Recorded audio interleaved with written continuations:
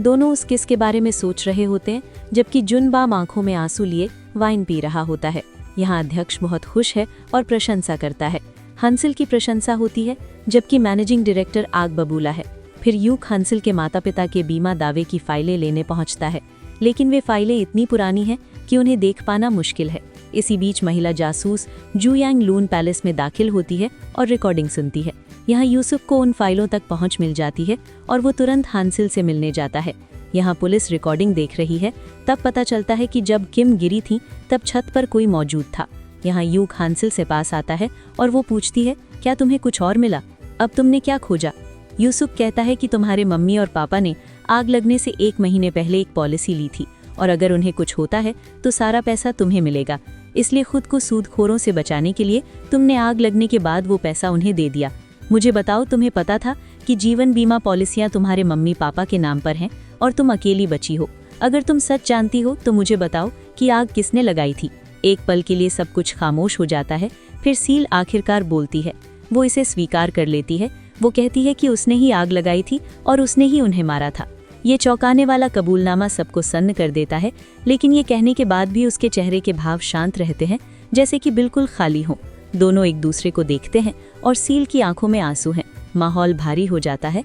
फिर सील जाने लगती है और यूक उसे रोकता है और सफाई मांगता है। वो दावा करती है कि उसने बीमा का पैसा हड़पने के लिए अपने माता पिता को मार डाला। वो कहती है कि उसने लोगों से बीमा पॉलिसियां दिलवाई थी, लेकिन उसकी योजना वैसी नहीं रही जैसी उसने सोची थी, इसलिए उसने उन सबको मार दिया। यूक को विश्वास नहीं होता और वो फिर से पूछता है कि क्या सच में उसने ऐसा किया, लेकिन सील अजीब तरीके से जवाब देती है। वो कहती है, तुम यही सुनना चाहते थे ना? ये अस्पष्ट हो जाता है कि वो सच बोल रही है या सिर्फ वही कह रही है जिसकी वो उम्मीद कर रहा है। वो जोर देकर कहती है कि उसने हमेशा सच बोला है, लेकिन लोग बस उस पर विश्वास करने से इनकार कर देते हैं। ये कहकर वो चली जाती है। फिर एक फ्लैशबैक में मैनेजिंग डायरेक्टर रॉयल ऑक्शन के अध्यक्ष से बात करते हुए देखा जाता है कि आप हंसिल को हटा क्यों नहीं देते? वो कहती है कि हमें उसकी ज़रूरत है। फिर वो उसके कान में कुछ फुसफुसाता है। दूसरी तरफ यूक अपने सीनियर से बात कर रहा है और वो कहता है कि अब तुम्हारे पास नए सबूत हैं, तुम क्या चाहते हो? यूक कहता है कि मुझे नहीं लगता कि उसने उन्हें मारा है। सीनियर पूछता है, क्या तुम्हें सच में ऐसा लगता है? यहाँ हंसिल एक बार के अंदर दू के साथ बैठी है और पूछती है, तुमने मुझे कभी क्यों नहीं छोड़ा? स्कूल में भी तुमने हमेशा मेरी मदद की और उससे मुझे हिम्मत मिली और मैं हमेशा स्कूल गई। फोटोग्राफर दून बताता है कि ये सब उस दिन शुरू हुआ था जब मेरे पिता ने घर में हंगामा करना और मुझे और मेरी बहन को गाली देना शुरू किया था। उन्होंने सड़क पर हमारा पीछा किया और हमें पीटने ही वाले थे, लेकिन तब तुमने हमें बचाया और अपने घर ले गई, जहां तुम्हारी माँ ने मेरी बहन का इलाज किया और तुमने मेरा। और पहली बार मुझे एहसास हुआ कि कोई मेरे पक्ष में था, कोई मेरे साथ था और उससे मेरा दर्द कम हो गया। हम अपने माता पिता को नहीं चुन सकते, इसलिए इसमें न तुम्हारी गलती है और न मेरी कि हम उस घर में पैदा हुए। तभी बार का मालिक आता है और उनसे कहता है कि खाली पेट ज्यादा न पिएं। इसी बीच जासूस प्योंग कहता है कि मिस किम की जांच 1 दिन के लिए फिर से खोल दी गई है और अगर हमें सबूत नहीं मिले तो मुझे इस्तीफा देना होगा। हमें उस दिन की नीलामी की VIP लिस्ट चाहिए जिस दिन किम की मौत हुई थी। यहाँ हंसिल एक इंटरव्यू दे रही है और सायरन की पेंटिंग के बारे में बात कर रही है। इंटरव्यू लेने वाला जानबूझकर उससे एक असहज सवाल पूछता है, आपके और आपके उन दोस्तों के साथ बहुत सी बुरी चीजें हुई हैं जो अतीत में रही हैं। लेकिन सील मुस्कुराते हुए इंटरव्यू को अच्छे से संभाल लेती है। फिर हमें पता चलता है कि इंटरव्यू लेने वाला मैनेजिंग डायरेक्टर के साथ मिला हुआ था। इंटरव्यू लेने वाला कहता है, ये सब अतीत की बातें हैं, अगर हमें कुछ नया मिलता है तो हम वर्तमान के बारे में बात कर सकते हैं। वो कहता है, ठीक है, मुझे थोड़ा समय दो। फिर मैनेजिंग डायरेक्टर यहाँ पुलिस स्टेशन पहुँचता है। यूक हंसिल के पास आता है और पूछता है, मुझे बताओ कि उस दिन तुम्हारे परिवार के साथ असल में क्या हुआ था? हंसिल जवाब देती है, सच्चाई सिर्फ मैं जानती हूँ, तुम्हें कुछ पता नहीं चलेगा। यूक जवाब देता है, मुझे तुम पर विश्वास करना चाहिए, वो बीमा कंपनी अब अस्तित्व में नहीं है। लेकिन सील बिना कुछ कहे चली जाती है। तभी कुछ अजीब होता है, उसे एक मैसेज मिलता है। एक संदेश, उसकी और उसके पूर्व प्रेमी योंग सू की एक फोटो और उसकी एक और फोटो। घिनौना, उसे इस जगह पर आने के लिए कहा जाता है और एक QR कोड भेजा जाता है। ये सब देखकर वो काफ़ी घबरा जाती है। वो फेलिक्स स्टोरेज के लिए निकलती है और यूक उसे देख लेता है और उसका पीछा करता है। इसी बीच सियोल फेलिक्स स्टोरेज के अंदर जाती है और यूक भी ये कहते हुए उसके पीछे जाता है कि वो उसे जानता है। इस दौरान वो स्टोरेज बी के पास आ रही है और यहाँ हम जुन बम को देखते हैं जो अपनी कलाकृति और वाइन के लिए स्टोरेज की जगह तलाश रहा है और फेलिक्स स्टोरेज का मैनेजर उसे बता रहा है कि यहाँ CCTV कैमरे भी हैं, आप उन्हें देख सकते हैं। तभी जून बम की नज़र सियोल पर पड़ती है। यहाँ हान सियोल को यॉट पर अपनी और अपने पूर्व प्रेमी की एक फोटो मिलती है। तभी यूक स्टोरेज रूम में प्रवेश करता है और अंदर टोपी पहने एक आदमी को देखता है, लेकिन वो भाग जाता है। वो नोटिस करता है कि सियोल पर कुछ गिरने वाला है और वो जल्दी से उसे बचा लेता है, लेकिन वो चीज़ उसके हाथ पर लग जाती है। तभी जून बम भी वहाँ पहुँच जाता है। उसके बाद जून बम की सेक्रेटरी जो एक नर्स है सियोल का इलाज करती है। यहाँ युक ये पता लगाने की कोशिश करता है कि उस खास यूनिट को किसने किराए पर लिया था, लेकिन सख्त गोपनीयता नियमों के कारण कर्मचारी कोई भी जानकारी देने से मना कर देते हैं। जून बम आता है और कहता है, तुम्हें मुझे बताना होगा वरना मैं इस कंपनी के साथ अनुबंध यानी कॉन्ट्रैक्ट साइन नहीं करूंगा। तभी सियोल वहां पहुंचती है और जून बम कहता है, मैं तुम्हें वहां छोड़ दूंगा। युक कहता है, ठीक है, मैं उसे ले जाऊंगा। वे बाहर आते हैं और युक पूछता है, तुम यहाँ क्यों आई थी? लेकिन वो पूछती है, क्या तुम मेरा पीछा कर रहे थे? युक कहता है, हमें जानबूझकर यहाँ फंसाया गया था, मैं तुम्हारी मदद करना चाहता हूँ, तुम समझती क्यों नहीं? सियोल पूछती है, तो अब तुम मुझे शक के घेरे में नहीं देखते? युक कहता है, मुझे तुम्हारी चिंता है, मुझे पता है कि तुमने अपने माता पिता को नहीं मारा और मैं इसके पीछे की वजह जानना चाहता हूँ। इसी बीच हम देखते हैं कि मैनेजिंग डायरेक्टर पुलिस को VIP की पूरी सूची दे रहा है, जिसमें ये भी शामिल है कि उस दिन वहाँ कौन मौजूद था। वो उन्हें जून बम और फोटोग्राफर दूहुन के बारे में भी बताता है। मैनेजिंग डायरेक्टर कहता है कि वो फोटोग्राफर सियोल को रानी की तरह मानता है और उसके साथ वैसा ही व्यवहार करता है। मुझे उसे काम पर रखते समय नहीं पता था कि वो उसके इतने करीब होगा। फिर डिटेक्टिव जू योंग एक चौंकाने वाला खुलासा करते हैं। दूहुन कई महत्वपूर्ण मौकों पर मौजूद था। जिस दिन योंगसू की मृत्यु हुई वो चोंगन में था।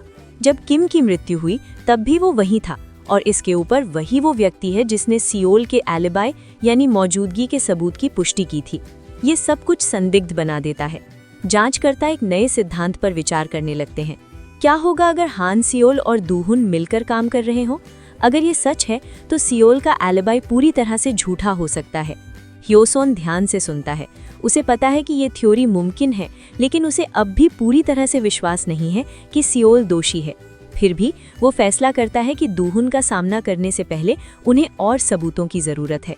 इसलिए वे कोई नया सुराग खोजने के लिए युन सान उंगजी की मौत की फिर से जांच करने का फैसला करते हैं। यहाँ युक हान सियोल से बात कर रहा है और वो उसे बताती है कि उसे ऐसा मैसेज मिला था और युक कहता है कि वो व्यक्ति तुम्हें वहां लाना चाहता था, स्थिति और भी खराब हो सकती थी। कोई तुम पर नजर रख रहा है। वो जून बम हो सकता था, लेकिन वो वहां घबराया हुआ था और मैंने अंदर टोपी वाला एक और आदमी देखा, जिसका मतलब है कि वो अब भी उस पर नजर रख रहा है।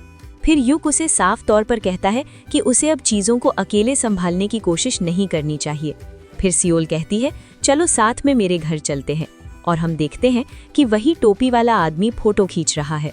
यहाँ युक नोटिस करता है कि सियोल के घर पर भी वही वाइन की बोतलें मौजूद हैं और यहाँ सियोल खुलासा करती है कि उसका मंगेतर योंगसू ये वाइन बनाया करता था। युक कहता है कि मैंने इसे जून बम के घर पर भी देखा था। तभी हम किसी को देखते हैं जिसके फोन पर सियोल और युक की सभी तस्वीरें हैं। यहाँ दोनों बात कर रहे हैं। सियोल पूछती है, अब तुम्हें मुझसे डर नहीं लगता? अब तुम्हें नहीं लगता कि मैं तुमसे झूठ बोल रही हूँ? युक कहता है, नहीं। वो एक बहुत ही अर्थपूर्ण बात कहता है। जब उसने कहा कि उसने आग लगाई थी तो वो कोई कबूलनामा जैसा नहीं लगा, ऐसा लगा जैसे वो किसी से सच खोजने के लिए कह रही हो। तब पहली बार सियोल ईमानदारी से अपनी बात कहने लगती है। तब हम उसके अतीत को विस्तार से देखते हैं। उसका परिवार बेहद गरीब था। उसके पिता साहूकारों के कर्ज में डूबे हुए थी और बाहर निकलने का कोई रास्ता नहीं था। उनकी स्थिति बद से बदतर होती गई। एक दिन उसकी माँ ने उसे फिल्म देखने जाने के लिए कहा, लेकिन कुछ अजीब सा महसूस हुआ। थिएटर जाने के बजाय सियोल ने फ्राइड चिकन खरीदा और वापस घर चली गई। और जब वो लौटी तो उसने कुछ भयानक देखा। उसके माता पिता पहले ही कीटनाशक यानी जहर खा चुके थे। उन्होंने घर के चारों ओर गैसोलीन भी फैला दिया था। वे मरने की योजना बना रहे थे और इसे एक एक्सीडेंट जैसा दिखाना चाहते थे। सियोल को एहसास हुआ कि उसके माता पिता जीवन बीमा के पैसों के जरिए अपने कर्ज से बचने की कोशिश कर रहे थे। उसके पिता ने उसकी योजना बनाई थी और उसकी माँ ने उसके साथ मरने का फैसला किया। उस पल में सियोल को भी उनके साथ मर जाना चाहिए था, लेकिन वो बच गई। वो अकेली रह गई। वो कहती है कि उस दिन से उसे ऐसा लगा जैसे वो नर्क में जी रही हो। अब एक वयस्क के रूप में वो खुद को एक बुरी बेटी कहती है, क्योंकि उसके माता पिता चले गए और वो जीवित है। यूसुफ चुपचाप सुनता है, फिर वो धीरे से उसे कुछ महत्वपूर्ण बताता है। उस पल में वो सिर्फ एक बच्ची थी, दुनिया बहुत क्रूर थी और इसमें उसकी कोई गलती नहीं थी। वो उससे कहता है कि रोना ठीक है और आखिरकार सियोल अपनी भावनाओं को बाहर आने देती है।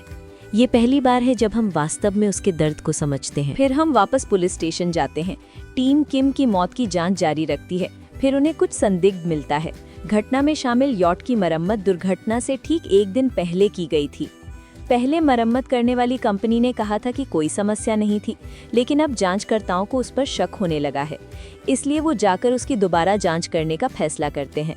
यहाँ सियोल सभी स्टोरेज विवरण मांगती है और उसे पता चलता है कि उनकी कंपनी वहाँ कुछ पेंटिंग्स भी रखती है और ये किसी और ने नहीं बल्कि प्रेसिडेंट किम ने किया है। फिर वो प्रेसिडेंट किम से मिलने जाती है जो किमची बना रहे हैं और ऑर्डर देते समय वो उन्हें नोटिस करती है। किमची का एक कटोरा फोटोग्राफर डून की बहन उन्हाई को भी दिया जाता है। इस बीच पुलिस यॉट रिपेयर शॉप पर पहुंचती है और उन्हें पता चलता है कि फोटोग्राफर डून के पास चाबियां थी और मरम्मत उस दिन इसीलिए की गई थी क्योंकि टर्बाइन इंजन ठीक से काम नहीं कर रहा था। इसी बीच फोटोग्राफर डून अपनी छोटी बहन उन्नी से इस बात पर बहस करता है कि सियोल उसका इस्तेमाल कर रही है या नहीं, लेकिन तुम नहीं समझोगे। यहाँ हान सियोल दूसरों को बता रही है कि वो किम की जगह एक नए सहयोगी नीलामी करता यानी ऑक्शनियर को नियुक्त करेगी। तभी यूक आता है और कहता है चलो लंच करते हैं। ऑफिस के अंदर हर कोई उन्हें देख रहा है, जो कि उनका इरादा भी है। फिर हम सुक और सियोल को बाहर खाना खाते और बातें करते हुए देखते हैं। वो नाटक कर रहे हैं क्योंकि ऑफिस के लोग उन्हें वहाँ भी देख रहे हैं। वो कहती है कि कल तक उनके डेटिंग की अफवाहें हर जगह फैल जाएंगी। फिर हम डून को देखते हैं जो बाहर खड़ा है और उन्हें देख रहा है। फिर हम सुक को मिस्टर येनबियम के बारे में पूछने के लिए हैकर चान के पास जाते हुए देखते हैं। चान कहता है कि ज्यादातर लोगों की अपनी वेबसाइट पर फोटो होती है, लेकिन इस आदमी ने अपनी फोटो नहीं डाली है। चान फिर उसकी फोटो निकालता है और कहता है ये आदमी बहुत स्मार्ट दिखता है, फिर भी उसने अपनी फोटो अपलोड नहीं की। यूक उस फोटो को देखता है जो ऑनवर्ल्ड एनजीओ की है। यूक को याद आता है कि हान सियोल का पहला बॉयफ्रेंड पाक जुन भी ऑनवर्ल्ड एनजीओ में काम करता था। उसके बारे में पता लगाने के लिए वो ऑनवर्ल्ड स्टूडियो आता है। महिला उसे बताती है मुझे मिस्टर येन वीएम के बारे में कोई जानकारी नहीं मिली है, मुझे कोई रिकॉर्ड नहीं मिल रहा है। वो कहती है ऐसा लगता है कि वो शायद एक स्वयं सेवक थे, मैं अपने ग्रुप में पूछूंगी कि क्या कोई उन्हें जानता है। वो फिर पाक जुन की फाइल दिखाती है और कहती है वो हमारे उन सदस्यों में से एक थे जिनकी सीरिया में मृत्यु हो गई थी। वो पूछता है क्या आप उन्हें जानती थी? वो मना करती है और कहती है हाँ, उनके मैनेजर मिस्टर ली उन्हें जानते हैं। वो कहती है कि वो यात्रा पर बाहर गए हैं, विदेश गए हैं, जब वो वापस आएंगे तो आप उनसे बात कर सकते हैं। इस बीच हम जू यांग को यूक के सीनियर से बात करते हुए देखते हैं। वो हान सियोल के माता पिता के बारे में जानकारी मांगती है। वो कहती है आपके पास एक जासूस है जो पुलिस के काम में दखल दे रहा है, इसीलिए आपको उसे यहीं रखना होगा। यहाँ यूक भी पहुँचता है और एक व्यक्ति उसे बताता है कि डिटेक्टिव जुएंग यहाँ है। वो फिर जुएंग से बात करने लगता है, लेकिन जू पूछती है कि क्या वो उस पर भरोसा करता है। उसने अपने माता पिता के बीमा के पैसे भी ले लिए थे। वो फिर कहता है कि पूरे परिवार ने आत्महत्या कर ली थी, लेकिन केवल हान सियोल ही बची थी। जरा सोचिए, उस समय वो केवल 1 साल की थी। यहाँ हम हान सियोल को एक स्टोरेज वॉल्ट में इस पेंटिंग को देखते हुए देखते हैं। इसे देखने के बाद वो कहती है सीरिया। फिर दृश्य बदलता है और हम डून को प्योंग के सामने बैठे देखते हैं। प्योंग पूछता है तुमने उस यॉट की मरम्मत 1 दिन पहले क्यों करवाई थी? डून बताता है कि उसने ये हान सियोल के कहने पर किया था और उसने ही उसे चाबी दी थी। हियो सॉन कहता है तुम उसके लिए कुछ भी कर सकते हो, है ना? उसी समय उसे सियोल का फोन आता है जिसे वो नहीं उठाता, लेकिन फिर उसे दूसरा फोन आता है और वो फिर से नहीं उठाता। हम यूक को उसकी कंपनी में देखते हैं जहां उसे मिस्टर ली का फोन आता है जो कहते हैं आप मेरे बारे में पूछ रहे थे, आप मुझसे किस बारे में बात करना चाहते हैं? जिस पर यूक जवाब देता है, मैं यिनबियम के बारे में जानना चाहता हूँ। फिर हम यूक को मिस्टर ली को लेने एयरपोर्ट जाते हुए देखते हैं। दोनों कार में बात कर रहे हैं और उसी समय हम एक आदमी को उनका पीछा करते हुए देखते हैं। मिस्टर ली उसे बताते हैं कि यिनबियम उनके साथ जाया करता था। वो एक स्वयं सेवक था। उसका परिवार बहुत अमीर था, लेकिन फिर भी वो गरीबों की मदद करना चाहता था। फिर वो ये बताना शुरू करता है कि वो सीरिया में है, यानी वो उसे बताने जा रहा है कि वहाँ क्या हुआ था। उनके पीछे वाली कार में सवार आदमी उनके सामने आता है और अचानक ब्रेक लगा देता है। यूक कार को बचाने के लिए स्टीयरिंग व्हील घुमाता है, जिससे कार डिवाइडर पर पलट जाती है। एक भयानक दुर्घटना होती है जिससे वे दोनों घायल हो जाते हैं। तभी एक सफ़ेद कार आती है जिसमें से एक महिला बाहर निकलती है और हमें उसका चेहरा दिखाया जाता है, जो कोई और नहीं बल्कि सियोल है। यूक अपनी आंखें थोड़ी खोलता है, हान सियोल को देखता है और फिर से बेहोश हो जाता है। सियोल का चेहरा इस समय भावहीन है। अगर आपको अभी तक स्टोरी पसंद आई है और आप इसका अगला भाग देखना चाहते हैं तो वीडियो को सब्सक्राइब करें रेड बटन दबाकर। जैसे ही नेक्स्ट पार्ट लोड होगा आपको दिखाई देगा। अगर आपको अभी तक स्टोरी पसंद आई है और आप इसका अगला भाग देखना चाहते हैं तो वीडियो को सब्सक्राइब करें रेड बटन दबाकर। जैसे ही नेक्स्ट पार्ट लोड होगा आपको दिखाई देगा।